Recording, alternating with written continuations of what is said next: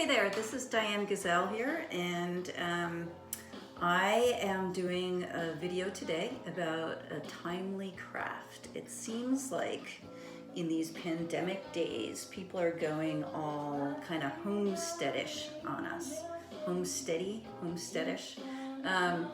And people are going out and getting baby chicks, and that's so cool.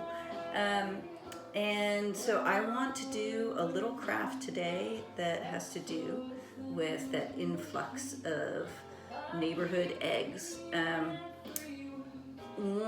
bit of information to start. If you don't know who I am because you haven't done my whole sourdough series, I am a Northern California food and craft stylist, and I wanted to teach a friend how to do sourdough. And in these pandemic times, I had to go remote. So this is very new to me. I've been at it for like a week, but it's been a lot of fun. So the format of my show is the following. I teach you something. I close my eyes and pick vinyl randomly from my mostly 80s collection, and I play it. And then I try to give you a life tip at the end, which is, kind of random. Most of what I will show you has to do with food, just because it's what I know about, but it could be anything. So a few orders of business today. When I closed my eyes, I drew out everything but the girl. And the fun thing about this is it's great. I love it, but it's not my album. I don't know how it got in my collection. But the initials MS were written on it. So if you are MS, I've got your album. I'm so sorry. Okay, now that we've got that out of the way, my dear friend and neighbor Elizabeth has had chickens before they were even like a pandemic thing. And she used to, or still does actually, give me eggs from time to time. And she would typically give them to me in some kind of reused container. And I thought about, it's funny she gives me these eggs in these containers that aren't really built for eggs. Well, what containers are good for eggs? Egg cartons. Why doesn't Elizabeth have any egg cartons? Because she doesn't buy eggs, because her chickens just make them for her. So, who's got egg cartons? I do, because I buy eggs when good old Elizabeth isn't keeping me egg stocked. So, I decided, hey, Elizabeth needs some nice egg cartons. I'll give her some of my leftovers. However, I was like, you know what? Let's have fun with them. I had some friends over.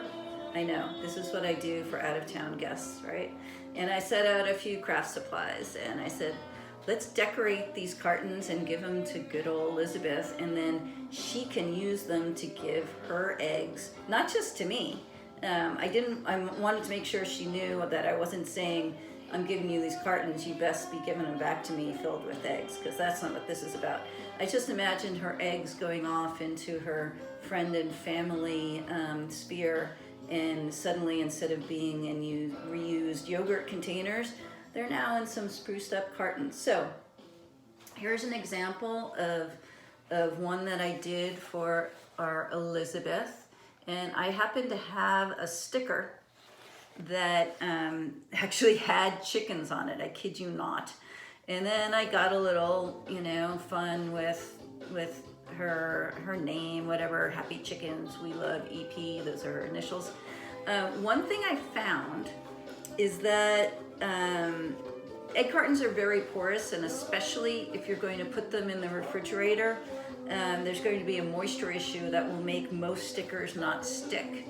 So even though they might stick initially, they typically don't hold up in the fridge. So I happen to be a letter writer, right? Did you know? So I put some sealing wax to make sure that my sticker wouldn't buckle up. So anyway, that's a fun idea. Here's a good one. If you are more of a passive-aggressive, snarky type, it's okay. You're not alone. You could just do a very basic Sharpie, oh, these are, cool eggs. You're basically just trying to cover up the store-boughtness of it so that, the people you're giving them to know that there's something special. But this one has like the snarky message inside, And I don't know if you can see this, but it says something like, Elizabeth gave you these awesome eggs. What have you done for her lately? So this is fun because you give it to the guests. They're all like, oh, you gave us eggs. And then they get it home, and every time they use one, they're like, mm-hmm. What else have I done? So, stickers are cool. This is a cool one. You can use decorative tapes. They actually, some of them do adhere and stay on. But this one is just very simple. But what I did, I, from time to time, go to paint shops that sell wallpaper. And I take some of their old sample books. They are happy to get rid of them. I don't just take them, they give them to me. But what you end up with is just books of really cool bits of really cool papers. So I cut out some wallpaper and I glued it down to the top and just did it some decorative accents.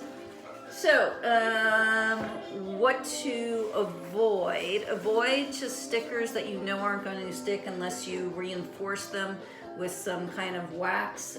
You can even, if you don't have sealing wax, just use a little birthday candle. That works. Just don't burn your carton. Kids, don't try this at home.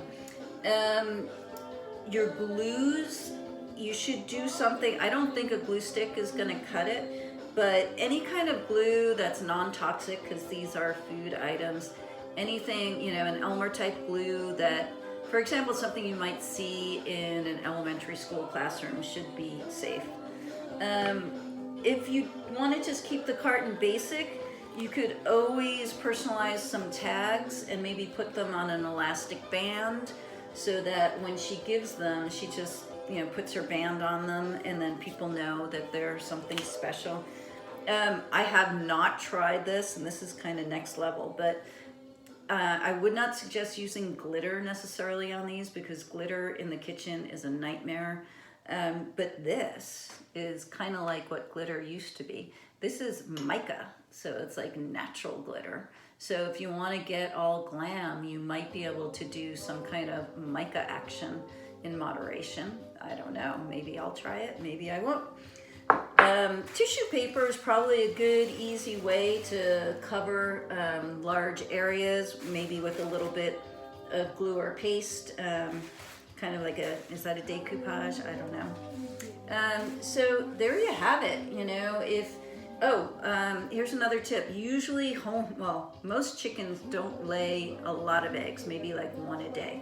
So it might be a stretch depending on how many chickens you or your neighbor or your friend has to think in terms of a dozen eggs. So you might want to give away the cartons that are just for 6 because that represents a lot of work on their chickens' parts and they might be more ready to give them away. So okay, well, I think we have covered that craft. And now for my life tip of the day. You know how in like Vanity Fair, they're always like, oh, tell us what the contents of your purse or your essential travel items or something like that. I'm always ready for the travel item question because this is my essential item. This is called a pareo, and it's basically a huge piece of ultra thin, ultra strong, just sheer fabric. I got this one on Rarotonga a few decades ago, and it's still in action. It's beautiful, it's handmade. Why do I love it? It is super lightweight, it's super durable, and it can be almost anything that you want it to be. It could be a blanket, a skirt, a dress. It could be a backpack, a baby carrier. I've even rolled it and used it on a bike tour as kind of like a satchel that was attached to the back of my seat. You can put it over your shoulders if you're cold or if you feel like you're getting too sunburned. So I just recommend everyone having a pareo. just for their travel kit, male or female, it doesn't matter, people. Men, you will benefit from this as much as the women. You might not wear it as a dress, but you might know women who need their shoulders covered to protect from sun. If you're picking a pareo, Peter picked a pareo. We're not going there. Okay. Don't go with fringes. Fringes just add weight and bulk. All it really is just like a giant ultra thin bandana. I got mine, like I said, from the Cook Islands and Rarotonga, South Pacific, but I'm sure a variety of cultures offer something like this. And the key is you just want it to be big, you want it to be strong, you want it to be sheer. And if you can get it from some kind of local artisan, go for it. So, okay, we're signing off with our Everything But the Girl, which is not mine, MS. I've got it, I've been keeping it nicely for you, perhaps since the 80s. And we've got our tip, and we've got Easter coming up. So instead of going out and doing, a social non-distance Easter, you just shelter in place and maybe make a few cool, artsy little egg cartons for whoever you know who is going down the chicken route. If you are going down the chicken route, people, remember two things. One is, yes, it can attract rats, so be prepared. Make sure that your pantry staples at home are in containers and are kept far away from the chicken coop. And also make sure that whatever wire you're using can truly protect your chickens from raccoons, because your average chicken wire, if you've got raccoons in your neighborhood, and who doesn't these days, they can grab through that chicken wire and try to grab out a chicken, which is not something anyone really wants to see.